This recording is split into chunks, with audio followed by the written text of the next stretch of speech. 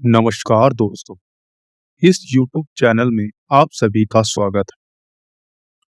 अगर horror story आपको पसंद आती है, तो चैनल को सब्सक्राइब करें और लाइक करें। तो आइए शुरू करते हैं आज की कहानी को। दोस्तों, देर रात जब मैं बिस्तर पर पांव पसारे घर के आंगन में सो रहा था कि तभी अचानक मेरी आंख खुल गई और जब मैंने सामने देखा तो आंगन के मेन दरवाजे पर कोई खड़ा हुआ था। तब मैंने ध्यान से उसे देखा तो उसका चेहरा मुझे साफ साफ दिखाई नहीं दिया। और फिर जब मैं उठकर खड़ा हुआ तो पता नहीं अचानक कहीं मेरे पांव अपने आप ही उस शख्स के पीछे पीछे चल पड़े थे। पर उस वक्त मुझे होश नहीं था कि मैं उस शख्स के पीछे पीछे जा कहाँ रहा हूँ। और जब मुझे होश आया तो मेरे पैरों तले जमीन खिसक गई। अभी मैं अपने आप को शांत करने के लिए इधर उधर देख रहा था कि तभी मेरी नजर सामने खड़ी एक महिला पर गई। और फिर जब मैंने उसका चेहरा देखा तो मैं डर की वजह से बेहोश हो गया। और जब मुझे होश आया तो मेरी हालत कुछ इस तरह की हो गई थी कि जिसे सुनकर आपके भी रोंगटे खड़े हो जाएंगे। फिर आगे जो मेरे साथ घटा वो बहुत ही खौफनाक था। तो दोस्तों, दिल थाम कर बैठिए मेरी इस पूरी घटना को सुनने के लिए। नमस्कार दोस्तों, मेरा नाम बंटी है और मैं जालोर का रहने वाला, जहां मैं एक छोटे से गांव में अपने परिवार के साथ रहता हूं और गांव से 15 किलोमीटर दूर एक कारखाने में हेल्परी का काम करता हूं, जहां से मेरे घर का गुजारा ठीक ठाक चल रहा है। शाम को जब मेरी छुट्टी हुई तो घर आते समय किसी ने जोर से छींका और कुछ दूर चलने के बाद एक काला सांप आगे से निकल गया। ये सब देखते ही मेरे मन में अजीब से ख्याल उमड़ने लगे कि शायद कोई अनहोनी ना हो जाए।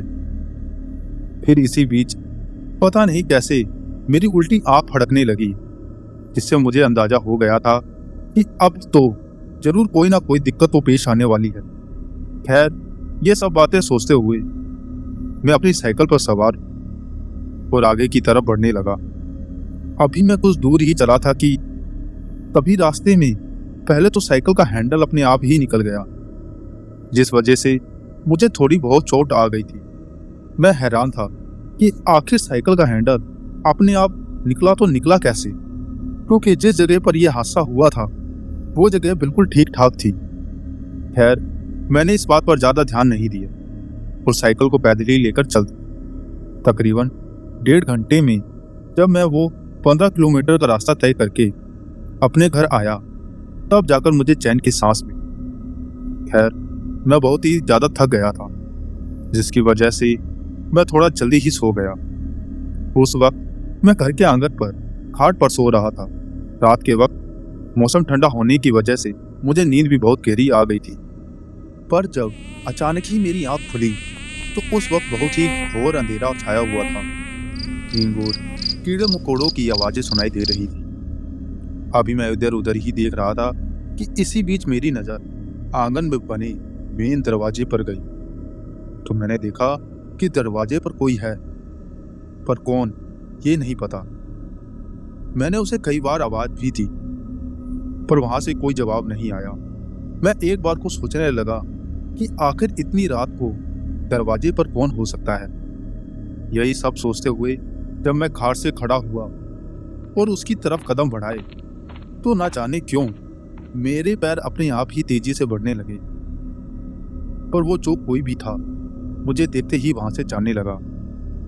मगर सबसे हैरानी वाली बात तो यह थी कि मेरे कदम अपने आप ही उसके पीछे पीछे बढ़े जा रहे थे। उस वक्त ना जाने क्यों मेरा अपने आप पर से कंट्रोल ही नहीं था।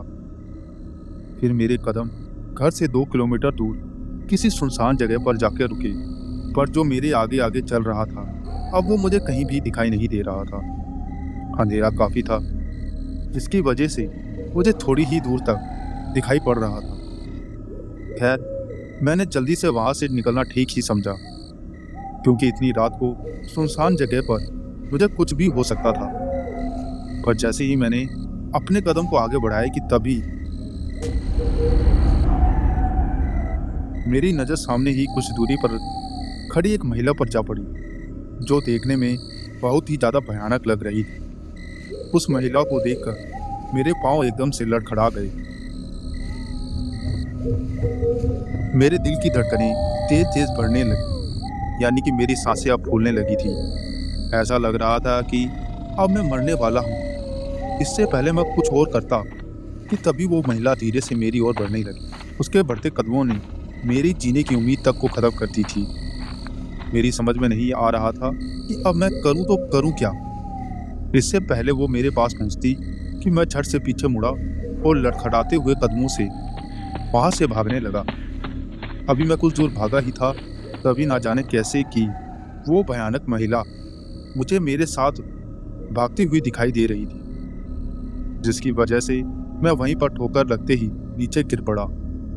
अब वो महिला मेरे सामने थी और बस मुझे एकटक घूरे जा रही थी। मैं डरा सहमा बस चीख और चिल्ला रहा था, पर उस वक्त मेरी आवाज सुनने वाला वहां पर कोई भी मौजूद नहीं था जिससे कि मैं मदद मांग सकता था, क्योंकि वहां पर ना तो कोई सड़क थी और ना ही किसी तरह का कोई रास्ता। इसलिए मेरा मरना पक्का तय था। तभी उस महिला ने मेरी टांग पकड़ी और मुझे घसीटते हुए वहां से लेकर जाने लगी। उस वक्त मुझ पर क्या बीत रही थी, बस ये तो मैं ही जानता। अगर मेरी जगह कोई और होता तो डर की वजह से अब तक उसने अपना दम तोड़ चुका। पर जब वो महिला मुझे घसीट कर लेकर जा रही थी तो उस वक्त मैं अपने आप को छुड़ाने की पूरी कोशिश कर रहा, पर उस महिला की पकड़ इतनी मजबूत थी कि मैं अपने पांव छुड़ा ही नहीं पा रहा। बस वो महिला मुस्कुराते हुए मुझे खींचते हुए लेकर जा रही थी, जिसकी वजह से मेरी पूरी कमर छिल गई। कुछ देर घसीटे जाने के बाद वो महिला मुझे एक खंडर पड़ी जगह पर ले और मुझे वहीं एक बड़े से गड्ढे में डाल दिया। पर अंधेरे की वजह से मुझे कुछ साफ साफ दिखाई तो नहीं दे रहा था, मगर ऐसा जरूर लग रहा था कि ये जगह बहुत ही पुरानी और सुनसान है, यहाँ पर कोई भी आता जाता नहीं होगा। तभी वो महिला मुझे छोड़कर पता नहीं कहाँ चली और मेरे पास अब यही समय था वहां से भागने का। इससे पहले कि वो महिला वापस आती, मैं जल्दी से गड्ढे से बाहर निकला और दबे पांव वहां से जाने लगा।